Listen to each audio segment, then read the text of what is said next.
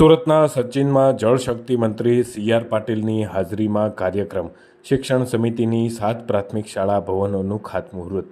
સુરત મહાનગરપાલિકા દ્વારા શહેરીજનોને સુવિધા મળી રહે તે માટેના પ્રયાસો સતત શરૂ છે, જે અંતર્ગત નવી શાળાઓ પણ શરૂ કરવામાં આવી રહી છે। સમગ્ર શાળા શિક્ષક વિભાગ અંતર્ગત શહેરના અલગ અલગ વિસ્તારોમાં 34.47 કરોડ રૂપિયાના ખર્ચે શાળા બનાવવામાં આવી હતી।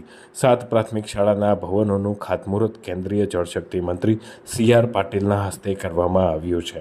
સચિન ઝોનમાં પીએમ3 પહાડી ડણકે પ્રાથમિક શાળા નંબર 367 ખાતે કાર્યક્રમ યોજાયો હતો। પ્રમુખ તરીકે મેયર દક્ષેશ માવાણી અને મુખ્ય મહેમાન તરીકે ધારાસભ્યો અને અન્ય અગ્રણીઓ ઉપસ્થિત રહ્યા હતા। મારે શાળાનું ઉદ્ઘાટન કરવાનું છે। કદાચ ઘણાને ખબર ના હોય તો હું પણ સચિનની પ્રાથમિક સ્કૂલમાં 5 વર્ષ ભણ્યો છું। 6 વર્ષ।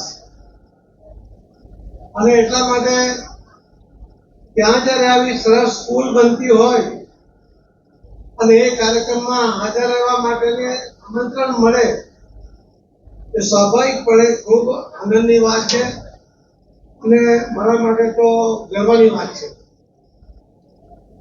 સુરત શહેર મહાનગરપાલિકા જે હમણાં મેયરશ્રીએ કહ્યું કે ઘણા બધા વાલીઓએ પોતાના બાળકોને ખાનગી સ્કૂલમાંથી મહાનગરપાલિકાની સ્કૂલમાં એને આમંત્રણ આપ્યું છે અને એડમિશન આપ્યું છે। એટલા માટે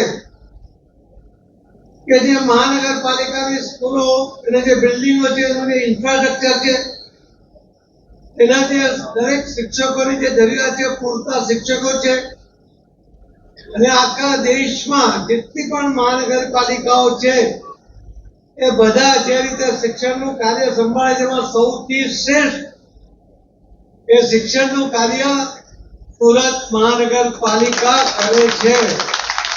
અને એટલા માટે લોકો પ્રાઇવેટ સ્કૂલમાંથી પણ હવે પોતાના બાળકોને મહાનગરપાલિકાની સ્કૂલમાં દાખલ કરે છે।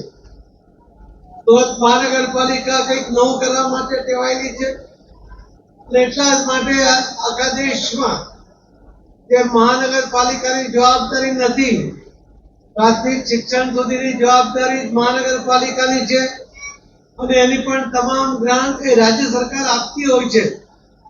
પરંતુ સુરત મહાનગરપાલિકાએ એક ડગલું આગળ ચાલીને આ શહેરના બાળકોને સારું શિક્ષણ મળી રહે એના માટે એમણે સુમન સ્કૂલ ચાલુ કરી અને સુમન સ્કૂલની અંદર 8 થી 12 સુધી જે બાળકોને ભણાવવામાં આવે છે અને 10મા કે 12મા બોર્ડમાં સુમન હાઈસ્કૂલમાં લગભગ 98 થી 100% રિઝલ્ટ એ આપણને મળે છે।